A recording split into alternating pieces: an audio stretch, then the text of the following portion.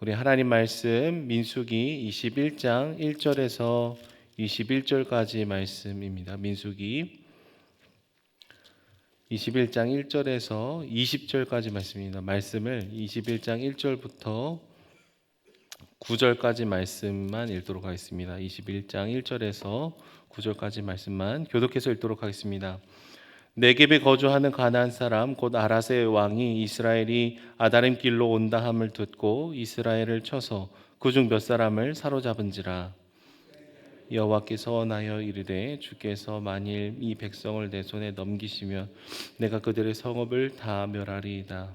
여호와께서 이스라엘의 목소리를 들으시고 가나안 사람을 그들의 손에 넘기심에 그들과 그들의 성읍을 다 멸하니라. 그러므로 그곳 이름을 호르마라 하였더라.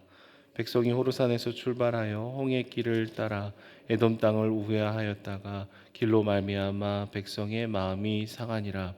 백성이 하나님과 모세를 향하여 원망하되 어찌하여 우리를 애굽에서 인도해 내어 이 광야에서 죽게 하는가.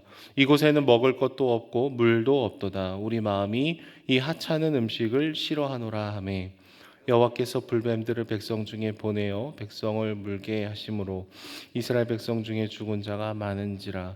백성이 모세에게 이르러 말하되 우리가 여호와와 당신을 향하여 원망함으로 범죄하였사오니 여호와께 기도하여 이 뱀들을 우리에게서 떠나게 하소서. 모세가 백성을 위하여 기도하매 여호와께서 모세에게 이르시되 불뱀을 만들어 장대 위에 매달아 물린 자마다 그것을 보면 살리라.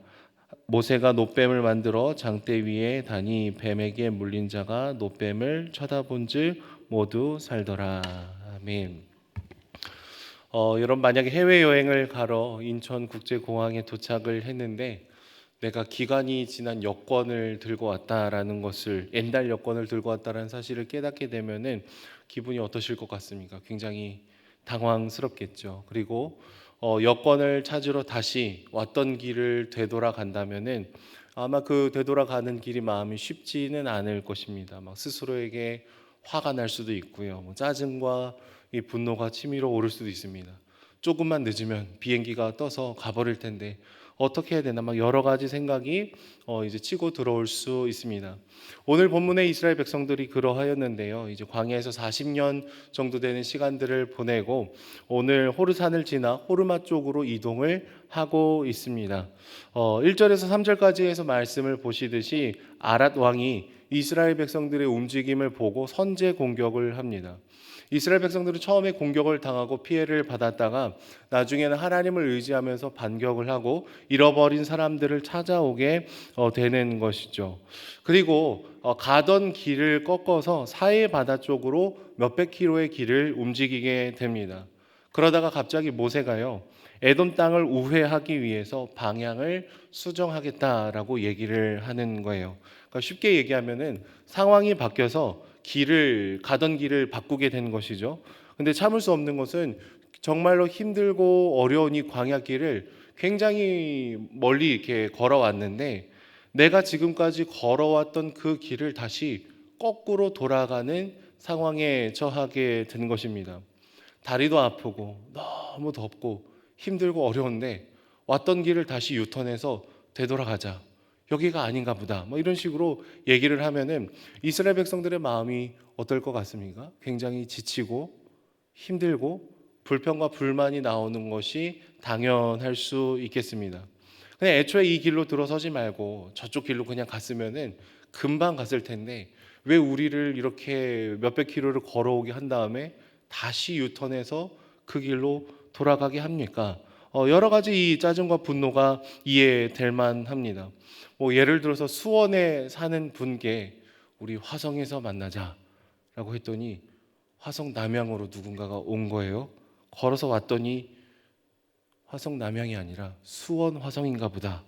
다시 걸어가자, 수원 쪽으로 걸어가자 그러면은 여러분 마음이 어떻겠습니까?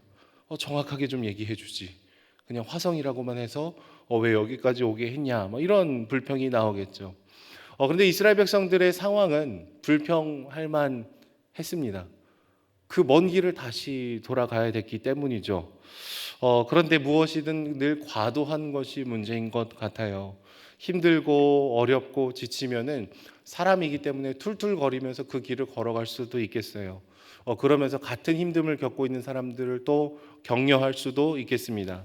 근데 이스라엘 백성들의 이 불평과 불만은 이런 상황에서 오는 불평을 넘어서서 모세를 원망하기 시작했고 하나님을 저주하기 시작을 했습니다. 그러면서 하나님의 성품을 왜곡하기 시작을 하는 것이죠. 그들을 구원해 주시고 인도하고 계신 분이 주님임에도 불구하고 우리를 죽이려고 이 광야로 불러냈습니까? 먹을 것도 없고 물도 없고 이 하찮은 음식을 먹는 것이 이제 불평과 불만으로 자리를 잡게 됩니다. 그러자 하나님은요 그들의 불평대로 그들의 죽이기 시작하셔요. 심판을 하기 시작하시죠. 진짜 너희들이 말하는 것처럼 죽는 것이 무엇인가를 보여주시는 것 같습니다. 오늘 말씀을 보시면은 불뱀을 보내어서 그들을 물게 하시고 그들을 죽게 하셨다라고 얘기를 하고 있습니다.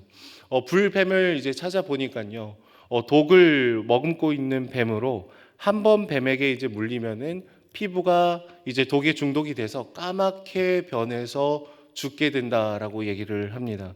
그래서 마치 뱀에 물려서 죽었지만 이제 그 육체가 굉장히 꺼멓게 죽음을 맞이하기 때문에 불타서 죽은 것과 비슷하더라. 그래서 불뱀이라는 이런 부름을 받게 되었습니다.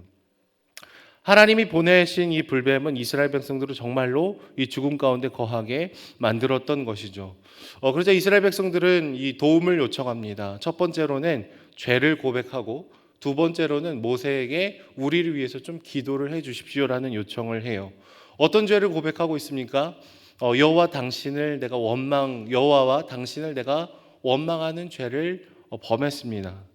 우리를 위해서 기도를 해 주십시오. 그러자 하나님은요 당장에 해결해 주시는 것이 아니라 놋뱀을 세우셔서 장대 위에 높이 매달고 물린 자마다 매달린 놋뱀을 보면 살게 될 것이다라는 얘기를 해 주시죠. 그리고 신기하게도 그들이 어떤 다른 행동을 한 것이 아님에도 불구하고 이 놋뱀을 쳐다보고 바라본 사람들은 모두 살게 되었다라고 얘기를 합니다. 이 장대 위에 높이 매달린 놋뱀은 나중에 십자가에 달려 죽으신 예수 그리스도로 연결이 됩니다. 이렇게 신약 성경에 기록이 되어 있어요. 모세가 광야에서 뱀을 든 것 같이 인자도 들려야 하리니 이는 그를 믿는 자마다 영생을 얻게 하려 하심이니라라고 얘기하시죠. 여러분 오늘 본문에서는 놋뱀이 높이 들리지만 신약 성경에서는 하나님의 아들이신 예수님께서 십자가에 높이 들리십니다. 구약에서는 죽음을 보이시며 우리가 저지른 죄가 얼마나 심각한 것인지를 보여주고 계시지만 신약에서는 그 죽음을 직접 당하시며 그럼에도 불구하고 우리를 사랑하신 사랑이 얼마나 더 큰지를 보여주고 계신 것이죠. 중요한 것은 우리를 위하여 높은 곳에 매달리신 예수 그리스도를 바라보는 자는 영원한 생명을 얻고 그것을 바라보지 않는 자는 우리가 처해 있는 이 죽음의 처지에 영적인 죽음 가운데 거하게 된다라는 것입니다. 모세의 때도 그러했고 우리의 때도 동일합니다. 충분히 불평과 불만을 내뱉을 수 있는 상황이었지만 비난의 대상을 하나님으로 삼았다라는 것. 여러분 이것은 고민해 보면은 사실 있을 수 없는 행동이라고 볼 수 있어요.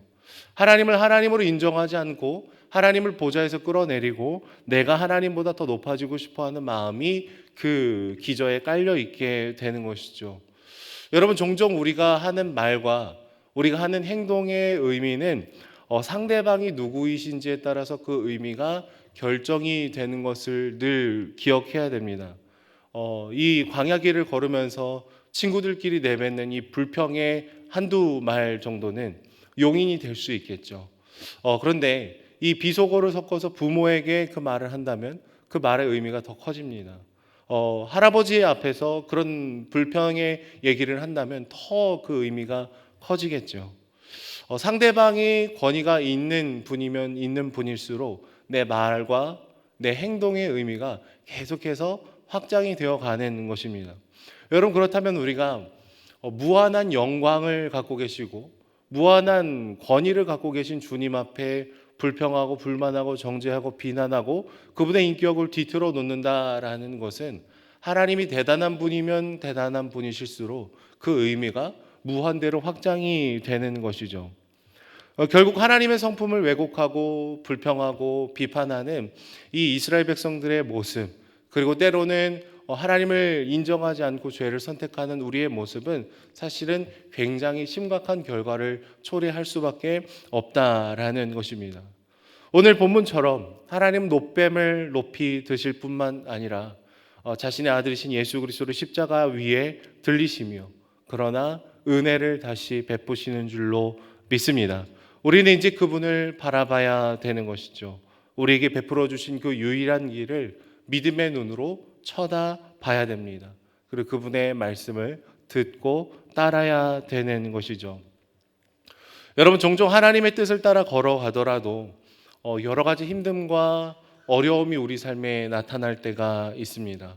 우리는 모든 시간을 통틀어서 이해할 수 있는 것이 아니라 오늘만 통과하고 있기 때문에 때로는 힘들고 어려울 때마다 하나님, 왜 이런 일이 생겨납니까?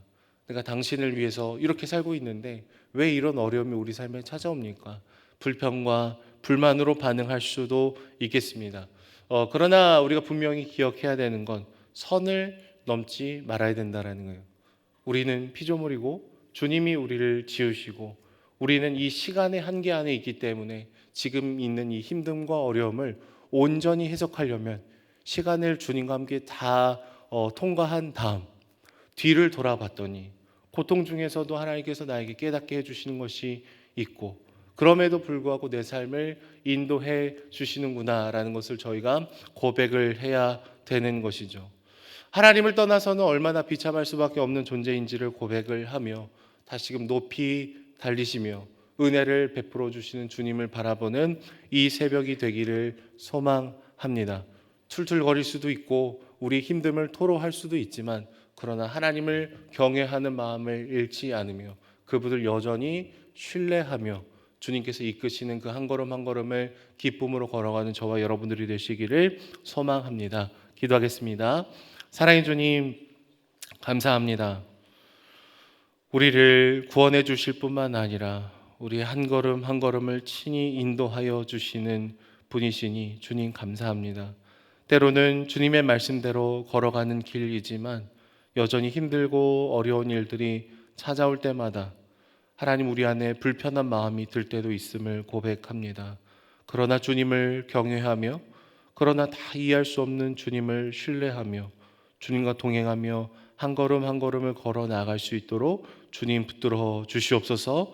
다 이해되지 않는 힘듦과 어려움과 고난이 찾아올 때에 그러나 주님을 찬양하는 믿음을 보일 수 있도록 붙들어 주시고 하나님의 선하신 계획을 먼저 선포하며 고백하며 걸어가는 저희들이 될 수 있도록 역사하여 주시옵소서. 감사드리며 예수님의 이름으로 기도드립니다. 아멘.